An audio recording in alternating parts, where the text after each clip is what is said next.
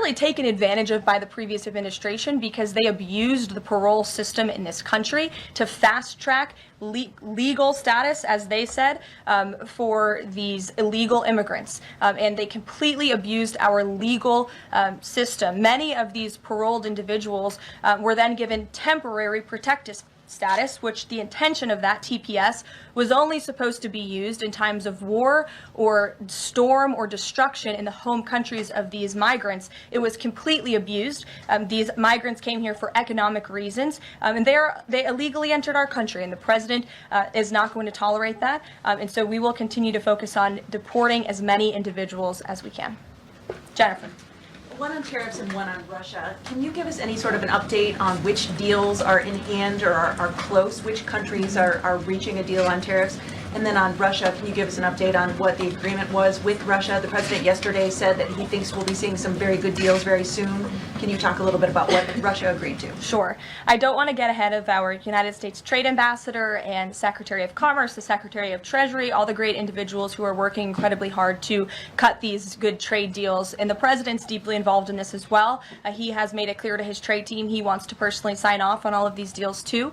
And so I don't want to get ahead of them on announcements. But obviously, as you've heard from numerous administration officials, there have been many talks with countries. We've had more than 15 deals, pieces of paper put on the table, proposals that are actively being considered. And as we've said consistently, more than 75 countries have reached out. So there's a lot of work to do. We very much understand that, but we do believe that we can announce some deals very soon. And then on Russia, can you say, did Russia agree to anything with Special Envoy Steve Witkoff? I don't want to get ahead of those negotiations as well. What I can tell you is that they were a productive conversation was had.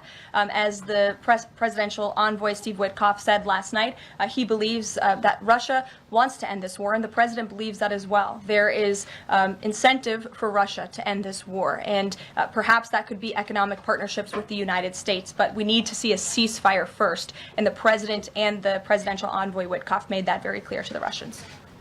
Gabe.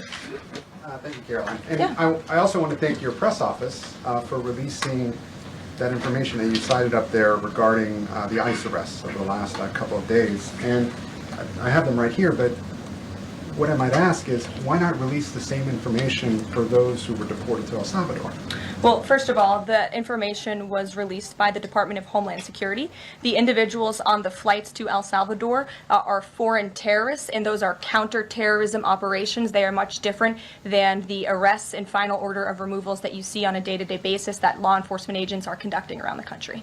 That information was not, to that detail, was not released by DHS, though. I just told you the reason. It was a counter-terrorism operation, a deportation of foreign terrorists, not illegal criminals who have been convicted of heinous crimes living in our American communities. Two different things. Foreign terrorist, illegal immigrant criminal, two different things, two different definitions. You should look them up. Christian, go ahead.